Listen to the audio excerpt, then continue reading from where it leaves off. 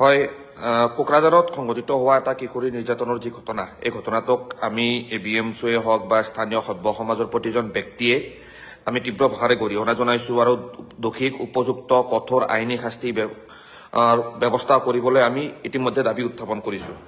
আৰু ইতিমধ্যে আমি গম পাইছোঁ যে কোকৰাঝাৰ আৰক্ষীয়েও উক্ত কিশোৰী নিৰ্যাতনৰ ঘটনাৰ সৈতে জড়িত থকা অভিযুক্তক ইতিমধ্যে আটক কৰিছে আৰু আটক কৰাৰ পিছতো আমি দাবী জনাই আহিছোঁ যে কঠোৰতকৈ কঠোৰতম শাস্তিৰ ব্যৱস্থা কৰিব লাগে। কিন্তু আমি দেখিবলৈ পাইছোঁ উক্ত ঘটনাক এটা বেলেগ ফালে ডাইভাৰ্ট কৰি একাংশ উন্মুক্ত যুৱকৰ দলে আবেলিৰ ভাগৰ পৰাই কোকৰাঝাৰ চহৰত এক অপ্ৰীতিকৰ পৰিস্থিতি সৃষ্টি কৰি আছে বৰ্তমান সময়লৈকে। আমি দেখিবলৈ পাইছোঁ যে কোকৰাঝাৰ আৰক্ষী থানাৰ সন্মুখতে, কোকৰাঝাৰ আৰক্ষীৰ চকুৰ সন্মুখতে উক্ত সেই উন্মুক্ত যুৱকৰ দলসমূহে বিভিন্ন ধৰণৰ ধৰ্মীয় শ্লোগান দি বিশেষকৈ সংখ্যালঘু মুছলমান ব্যক্তিসকলৰ ওপৰত আক্ৰমণ কৰা, বনভোজৰ পৰা উভতি অহা বাছৰ ওপৰত আক্ৰমণ কৰা, সেই বনভোজ যাত্ৰী হিচাপে থকা সৰু সৰু ল'ৰা ছোৱালীৰ ওপৰত আক্ৰমণ কৰা। আৰু শেহতীয়াভাৱে আমি সংবাদ মাধ্যমত জানিব পাৰিছোঁ যে বৰ্তমান কোকৰাঝাৰ চহৰৰ মাজত থকা যিটো জামে মছজিদতো একাংশ দুৰ্বৃত্তই আক্ৰমণ কৰিছে আৰু বিভিন্ন ধৰণৰ ধৰ্মীয় শ্লোগান দিছে। তো আমি ABMCয়ে স্পষ্টভাৱে আহ্বান জনাইছোঁ সৰ্বস্তৰৰ ৰাইজক যে শান্তি সম্প্ৰীতি অটুট ৰাখিব লাগে। আৰু বিশেষকৈ কোকৰাঝাৰ আৰক্ষী, অসম আৰক্ষীৰ মাননীয় DGP ডাঙৰীয়াক আমি দাবী জনাইছোঁ যে কঠোৰতকৈ কঠোৰ হাতেৰে দুৰ্বৃত্তসকলক দমন কৰি কোকৰাঝাৰৰ আইন শৃংখলাজনিত পৰিৱেশ সুস্থিৰ কৰিব লাগে। কাৰণ বিশেষকৈ BTC অঞ্চলটোত বিগত সময়ছোৱাত বিভিন্ন ধৰণৰ অপ্ৰীতিকৰ ঘটনাৰ আমি সাক্ষী হৈ আহিছোঁ।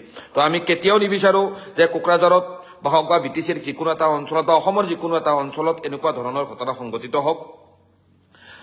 ইতিমধ্যে কোকৰাঝাৰখন যিহেতু BTCৰ সদৰ, তো আমি BTCৰ মুখ্য কাৰ্যবাহী সদস্য হাগ্ৰামা মহিলাই ডাঙৰীয়া, অসমৰ মাননীয় মুখ্যমন্ত্ৰী হিমন্ত বিশ্ব শৰ্মা ডাঙৰীয়াক আমি স্পষ্টভাৱে দাবী জনাইছোঁ যে শীঘ্ৰে এই বিষয়সমূহত হস্তক্ষেপ কৰিব লাগে আৰু কোকৰাঝাৰ চহৰত শান্তিপূৰ্ণ পৰিস্থিতি উভতাই আনিব লাগে। আমি এতিয়াও গম পাই আছোঁ যে কোকৰাঝাৰ চহৰত বিভিন্ন ঠাইত দুৰ্বৃত্তসকলে মুকলিভাৱে বিভিন্ন ধৰণৰ ধৰ্মীয় শ্লোগান দি বিশেষকৈ ধৰ্মীয় অনুষ্ঠানসমূহত আক্ৰমণ কৰিবলৈ চেষ্টা কৰাৰ খবৰ আহিছে। তো এনেকুৱা ধৰণৰ খবৰ সমাজৰ বাবে ভাবুকি, শান্তি সম্প্ৰীতিৰ প্ৰতি ভাবুকি, কোকৰাঝাৰ তথা গোটেই BTC অঞ্চলৰ ন্যায় যিটো ব্যৱস্থা হওক বা আইন শৃংখলাৰ প্ৰতি ভাবুকি। আমি ভাবোঁ যে অসম আৰক্ষীয়ে ইচ্ছা কৰিলে, আমি জানো এইখিনি কথা যে অসম আৰক্ষীয়ে যদি ইচ্ছা কৰে অতি কম সময়ৰ ভিতৰত গোটেই পৰিস্থিতি নিয়ন্ত্ৰণ কৰিব পাৰে। আৰু কোকৰাঝাৰত আমি যিমান দূৰ গম পাওঁ তাত যথেষ্টখিনি তাত নিৰাপত্তাৰক্ষী মজুদ আছে। কোকৰাঝাৰ জিলাৰ আৰক্ষী অধীক্ষকে গোটেই বিষয়টো আমি মনিটৰ কৰি থকা বুলি গম পাইছোঁ। কিন্তু যিখিনি ব্যৱস্থা গ্ৰহণ কৰিব লাগে সেইখিনি যেন যথাযোগ্য হোৱা নাই। কোকৰাঝাৰৰ দৰে এটা বিগত সময়ছোৱাত এটা স্পৰ্শকাতৰ ইতিহাস থকা অঞ্চল এটাত কেনেকৈ আচলতে এনেকৈ দুৰ্বৃত্তই মুকলিভাৱে এনেকৈ তাণ্ডৱ চলাব পাৰিছে। কোকৰাঝাৰ আৰক্ষী থানাৰ সন্মুখত আপোনালোকে নিশ্চয় দেখিছে মুকলিভাৱে অন কেমেৰা বিভিন্ন সংখ্যালঘু যুৱকক আক্ৰমণ কৰা হৈছে। তো এনেকুৱা ধৰণৰ ঘটনা আহি থকা ভৱিষ্যতৰ বাবে ভাল সংকেত নহয়। আমি পুনৰবাৰ ABMC আহ্বান জনাইছোঁ। আমি কোকৰাঝাৰ জিলাৰ আৰক্ষীক ইতিমধ্যে আমাৰ সেই স্থানত ABMCৰ বিষয়ববীয়াসকলে যথেষ্টখিনি শান্তি শৃংখলা ৰক্ষাৰ ক্ষেত্ৰত সহায় সহযোগ কৰি আহিছে। আমি ABMC সৰ্বস্তৰৰ বিষয়ববীয়া আৰু BTC অঞ্চল তথা কোকৰাঝাৰত সৰ্বস্তৰৰ ৰাইজক শান্তি শৃংখলা অটুট ৰাখিবলৈ আমি আহ্বান জনাইছোঁ। উৰা বাতৰিত ভুল নাযাবলৈ আমি আহ্বান জনাইছোঁ। আৰক্ষী প্ৰশাসনক সহযোগ কৰিবলৈ আহ্বান জনাইছোঁ আৰু যিকোনো কঠিন পৰিৱেশত কোকৰাঝাৰ আৰক্ষীৰ সৈতে যোগাযোগ কৰিবলৈ আমি আহ্বান জনাইছোঁ। কোনো কাৰণতেই যাতে তৃতীয় পক্ষই সুযোগ লৈ কোকৰাঝাৰত এক অপ্ৰীতিকৰ পৰিস্থিতি সৃষ্টি কৰিব নোৱাৰে তাৰ প্ৰতি আমি আটাই নজৰ দিব লাগিব। আৰু দুৰ্বৃত্তসকলে এতিয়া আমি গম পাইছোঁ যে তৃতীয় পক্ষ হৈ আহি কিশোৰী নিৰ্যাতনৰ ঘটনাটো এটা সাম্প্ৰদায়িক সংঘাতৰ পৰিৱেশলৈ লৈ যাব বিচাৰিছে।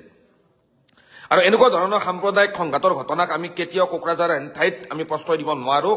আৰক্ষীয়ে কঠোৰতকৈ কঠোৰতম হাতেৰে এই পৰিৱেশ সৃষ্টি কৰা দুৰ্বৃত্তসকলৰ বিৰুদ্ধে ব্যৱস্থা গ্ৰহণ কৰক, পৰিস্থিতি নিয়ন্ত্ৰণ কৰক।